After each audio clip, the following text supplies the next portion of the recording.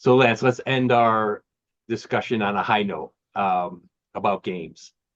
How might games change the world? I mean, they already have, but how might they change the world in present day and even into the future? I love it. Games, yeah, no, they have changed the world, and every media has kind of scared, every kind of new media has scared people. Radio, television, the printing press. So one of the things that I want to start up just by giving video games credit for the fact that they're interactive. Mhm. Like you and I both come from the world of education, and we've done a lot of research about education. And when you look at the, sociology of it, we can look across history about how trends have changed with the introduction of new types of media. And with every introduction, people have tried to throw them into learning to get value out of them. Sure. And we've seen that, passive media by and large has not had the most positive effect on learning, but now video games are interactive. They finally put us in a driver's seat. We get to drive ourselves through stories of be our own hero. We get to dive into deep, complicated simulational games. For example, there are simulations about managing economies and world politics towards keeping people happy while keeping the environment and global change, climate change to a minimum. There's great games that you get to play Cold War dynamics. I know you've brought Dr. Karen Schreier onto your shows, and she is kind of her career is based out around the idea of ethical games for politics and understanding the complexities of the world. I love her work and how her style of work, the kind of RPG, political oriented simulational games that she loves, engage people in very complicated real world problems that have agency and like they mobilize people to be more informed about complicated world issues, to start taking opinions and to practice how certain choices and changes at the level of people can affect global change. So I love that. I also recognize that many of us, younger generations especially, are playing games at an ever increasing rate. Now, the good news is that it's kind of replacing a lot of the passive media watching. I consider that a positive. But a lot of us will play certain games a lot. And that's, from a brain development point of view, that's not as great.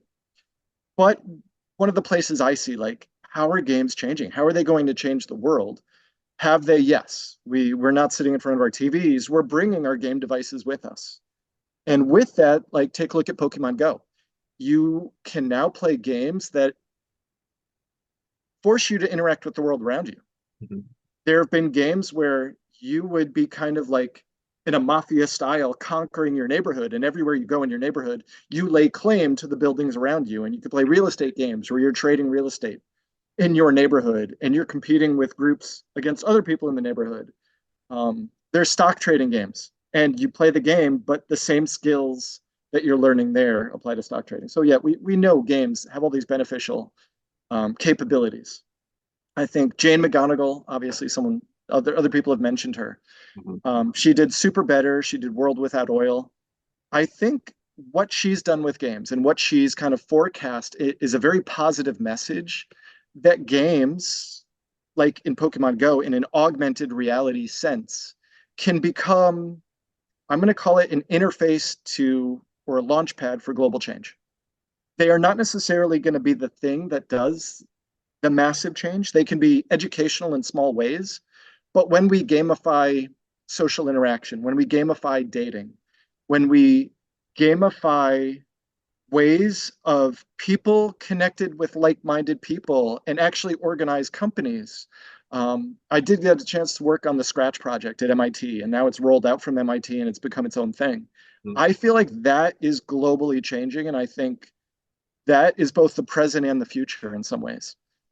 With AI, we are going to be able to individually create games and have AI do a lot of the work for us in almost any direction we want. since big production was required for games in the past, even though people like Karen Schreier and myself and Jane McGonigal all wanted to see these games that would introduce new perspectives. There's some great games that showcased, the Palestine-Israel conflict and allowed you to get into it and do role playing about the dialogue that needs to happen. There have been some really outstanding games that haven't been played by many people. They haven't had big viewership. What I love now about the world is that a small number of people can come up with an idea. They can share a very personal experience, and without having deep technical knowledge or deep art expertise, they can create a micro game that is easily shareable. And a platform like Scratch makes making a game so much more accessible to everyone in the world.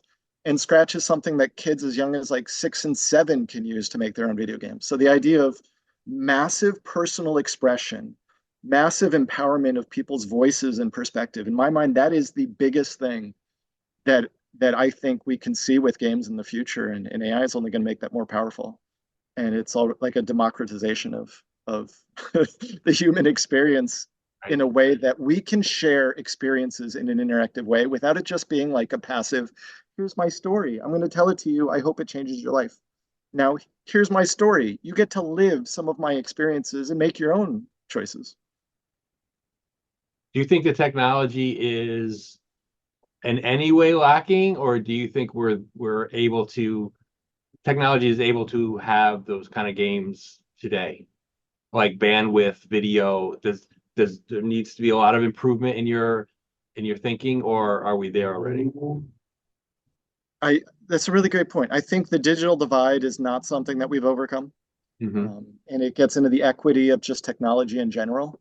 So yeah, I think that's a great point. Not everyone has access to the bandwidth, the cellular service, and the availability of that. Like numbers do show that cell phones are the dominant device that's available across the world, but then there are limitations. Hmm. The kind of bandwidth that is required. A lot of the tools like Unity and Unreal, they're great for quickly coming up with a game, but then they're not bandwidth efficient.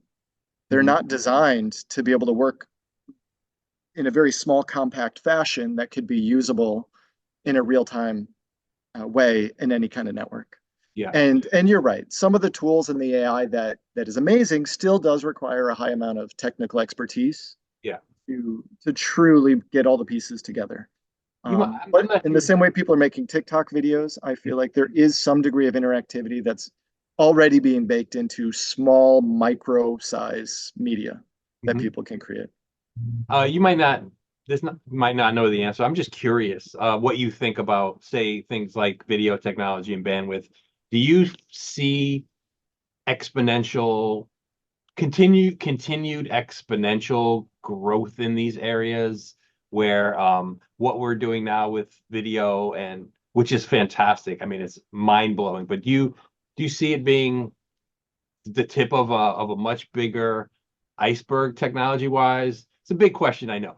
But or Wow. do you Yeah. see technology having some sort of cap where we're not going to get pat with the things we're using today, the minerals in the earth, we're only going to get so far, or do you see it's going to continue to explode? Woo. Yeah, Um, I know. I'm not gonna be able to speak to all of that. I can Right. throw out some interesting facts or Sure. advances I've heard about. It almost sounds like we're working towards a conversation about the singularity, Right. but short of that, um, VR is a big popular thing. Right. I will say, as someone who tried to major in virtual reality 25, 30 years ago when I went in my undergrad degree, I'm surprised it hasn't changed much.